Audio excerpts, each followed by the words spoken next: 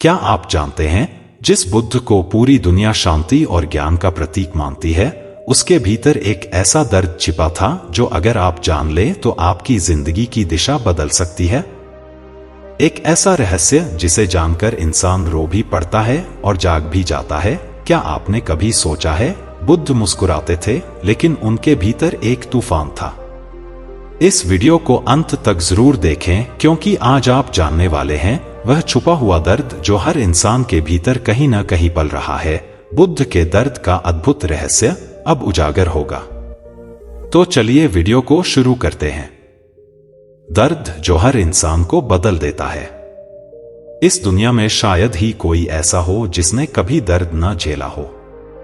यह दर्द शारीरिक हो सकता है, मानसिक हो सकता है, या फिर आत्मा को चीर देने वाला भावनात्मक दर्द हो सकता है। लेकिन क्या आपने कभी सोचा है कि बुद्ध जैसे महान आत्मा भी इस दर्द से गुजरे थे? उन्होंने भी जीवन में ऐसा दर्द झेला जो उन्हें ईश्वर की खोज की ओर ले गया। उनके भीतर भी तड़प थी, सवाल थे, बेचैनी थी जो उन्हें एक ऐसे रास्ते पर ले गई जहां से उन्होंने संपूर्ण मानवता को मुक्ति का मार्ग दिखाया।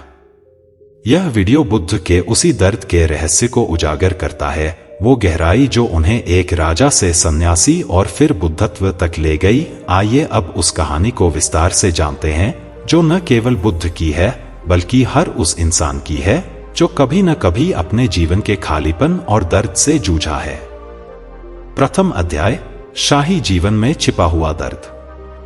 गौतम बुद्ध का जन्म कपिलवस्तु राज्य के एक समृद्ध और शक्तिशाली शाक्य कुल में हुआ था। उनका नाम सिद्धार्थ रखा गया। राजा शुद्धोधन ने पहले ही भविष्यवाणी सुन ली थी कि यह बालक या तो महान सम्राट बनेगा या फिर सन्यासी, इसलिए उन्होंने सिद्धार्थ को हर तरह की सुख सुविधा में पाला। उनकी आंखों से संसार का दुख दूर रखा गया। उन्हें केवल सौंदर्य, संगीत, प्रेम और वैभव का अनुभव करवाया गया, लेकिन जीवन के गहरे अर्थ की तलाश और भीतर की बेचैनी जन्म से ही उनके साथ थी। राजमहल के अंदर रहते हुए भी वे कभी भी पूरी तरह प्रसन्न नहीं थे। उन्हें लगता था कुछ है जो छिपा है, कुछ है जो अधूरा है।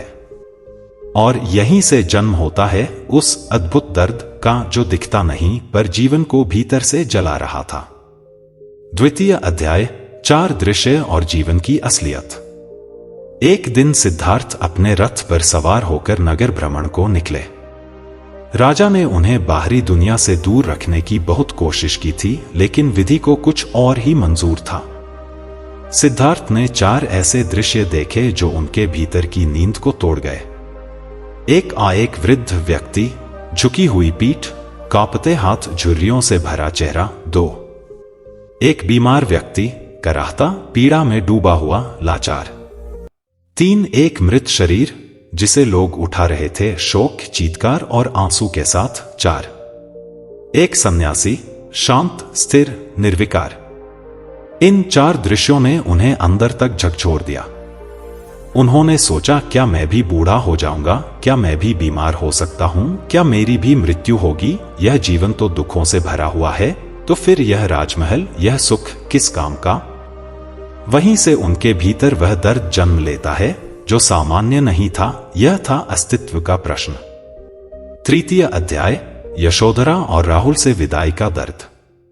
जिस रात सिद्धार्थ ने संन्यास लिया, उस रात उनके पुत्र राहुल का जन्म हुआ था। उन्होंने एक झलक पत्नी यशोधरा और नवजात शिशु को देखा और फिर चुपचाप बिना कुछ कहे महल त्याग दिया। यह क्षण केवल एक सन्यासी बनने का नहीं था, यह एक पिता के दिल को चीरने वाला निर्णय था।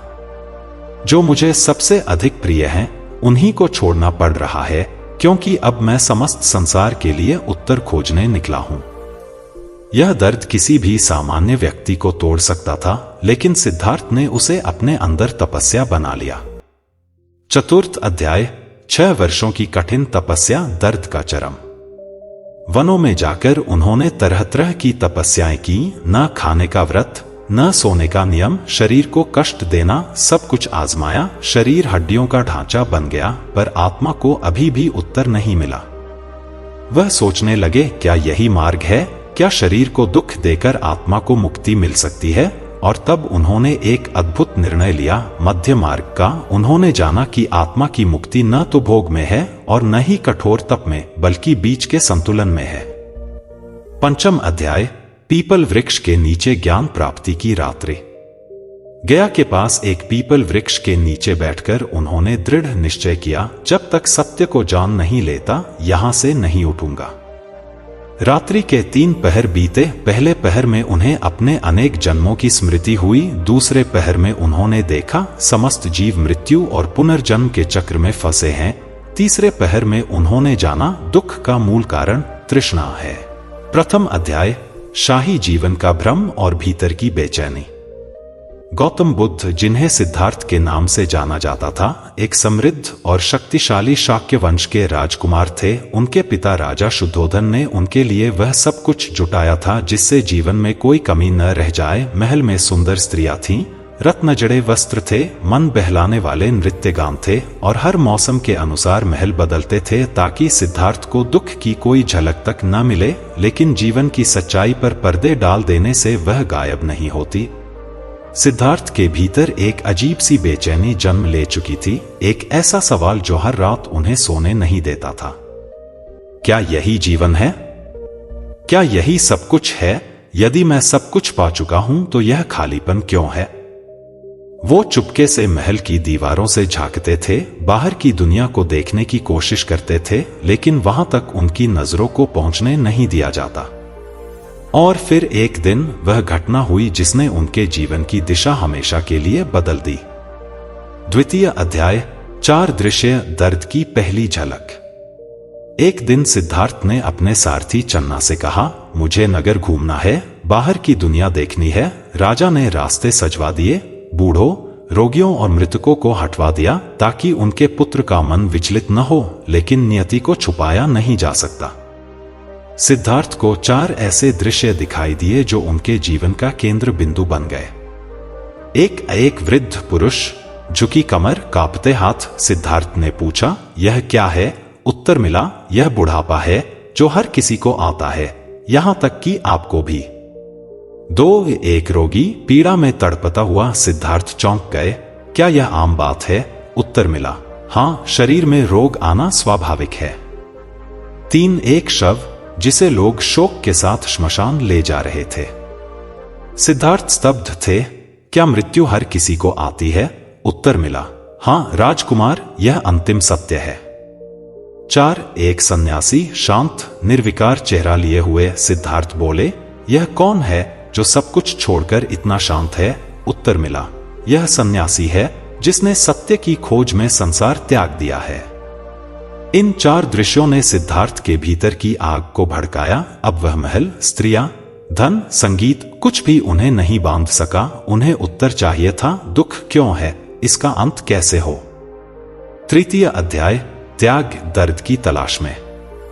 एक रात सिद्धार्थ चुपचाप अपनी पत्नी यशोधरा और नवजात पुत्र राहुल को सोते हुए छोड़कर महल से निकल गए। उन्होंने शाही वस्त्र त्यागे, बाल कटवाए और एक सामान्य भिक्षु का जीवन शुरू किया। अब वे सिद्धार्थ नहीं थे, वे एक साधक बन चुके थे जो मानव जीवन के अंतिम सत्य की खोज में निकल पड़ा था। यह त्याग कोई सामान्य त्याग नहीं था, यह एक पिता, एक पति, एक राजकुमार का हृदय विदारक बलिदान था। उन्होंने 6 वर्षों तक कठिन तप किया, शरीर अस्थिपंजर बन गया, लेकिन उत्तर नहीं मिला। उस दर्द को बुद्ध ने खुद झेला, जहां भूख से अंग जलते थे, आंखें धंस जाती थीं और सांसें टूटने लगती थीं, लेकिन भीतर से आत्मा चीखती थी, क्या यही सत्य है? चतुर्थ अध्याय, बोधि वृक्ष के नीचे आत्मा का जागरण। एक दिन उन्होंने तय किया, मैं तब तक इस वृक्ष के नीचे से नहीं उठूंगा जब तक मुझे सत्य न मिल जाए। यह था बोधि वृक्ष और वहां शुरू हुआ उनका सबसे गहरा आत्मसंघर्ष। रात्रि के तीसरे पहर में उन्होंने अपने भीतर झांका। जन्म जन्मांतरों की पीड़ाएं, संसार के दुख, माया के जाल और आत्मा की यात्रा, सब उन्हें स्पष्ट दिखने लगा। उन्होंने देखा कि हर इंसान दुखी है क्योंकि वह आसक्ति में बंधा है, मन चाहता है और फिर न मिलने पर तड़पता है। मिल जाए तो डरता है कि कहीं खो न जाए। यही तड़प, यही भय, यही मोह दुख का कारण है। और फिर उसी रात वह चमत्कार घटा, सिद्धार्थ बुद्ध बन गए। पंचम अध्याय, दर्द का अद्भुत रहस्य जिसे बुद्ध ने जाना। बुद्ध ने समझा कि दर्द कोई शाप नहीं है। दर्द एक मार्ग है, एक संकेत है जो तुम्हें भीतर की यात्रा पर बुलाता है।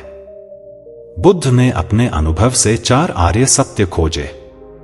एक दुख है, जीवन में दुख अवश्यंभावी है। 2 दुख का कारण है तृष्णा, आसक्ति और मोह। 3 दुख का अंत है, इससे मुक्ति संभव है। 4 दुख से मुक्ति का मार्ग है अष्टांगिक मार्ग। यही था वह रहस्य कि दुख को खत्म नहीं किया जा सकता जब तक उसकी जड़ को न समझा जाए।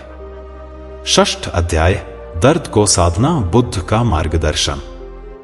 बुद्ध ने कहा, जब तुम पीड़ित हो तो भागो मत, उसे समझो। जब कोई तुम्हें छोड़ जाए मोह न पालो, कारण को देखो। जब तुम असफल हो यह मत सोचो कि तुम अपूर्ण हो, बल्कि यह समझो कि कुछ नया सीखने का अवसर आया है। उन्होंने ध्यान, करुणा और सम्यक दृष्टि के माध्यम से दुख को साधना सिखाया। उनका संदेश था, तुम्हारा दर्द तुम्हारे भीतर के मोक्ष द्वार की कुंजी है। 7वां अध्याय, एक शिष्य की कहानी जो हर इंसान से जुड़ती है। बुद्ध के पास एक स्त्री आई, उसका इकलौता पुत्र मर चुका था। वह पागल हो चुकी थी, उसका रो रो कर बुरा हाल था। वह बोली, हे प्रभु, मेरा बच्चा जिंदा कर दो। बुद्ध मुस्कुराए और बोले, मैं तुम्हारे बच्चे को वापस ला सकता हूं, लेकिन पहले तुम मुझे एक ऐसा घर दिखाओ जहां कभी किसी की मृत्यु न हुई हो। वह स्त्री गांव गांव घूमती रही, हर घर में कोई न कोई मृत था। अंत में वह रोती हुई बुद्ध के पास आई और बोली, हे प्रभु, अब मुझे समझ आ गया, यह पीड़ा केवल मेरी नहीं है। बुद्ध बोले, अब तुम तैयार हो पीड़ा को समझने और पार जाने के लिए। 8वां अध्याय, आज के युग में बुद्ध का दर्द क्यों जरूरी है। आज हम महल में नहीं रहते, पर सोशल मीडिया, दिखावे और इच्छाओं के महलों में जरूर रहते हैं। हम दिन रात दूसरों से तुलना में दुखी रहते हैं। हम रिश्तों में मोह पालते हैं और जब वे टूटते हैं तो टूट जाते हैं। बुद्ध का रहस्य आज भी वही है, जितना तुम संसार से उम्मीद रखोगे उतना ही टूटोगे। जितना तुम खुद को जानोगे उतना ही मुक्त हो जाओगे। 9वां अध्याय, क्या तुम भी तैयार हो दर्द को समझने के लिए। बुद्ध ने कभी नहीं कहा कि दुख से भागो। उन्होंने कहा, दुख को गहराई से देखो, वह तुम्हें मुक्त कर देगा।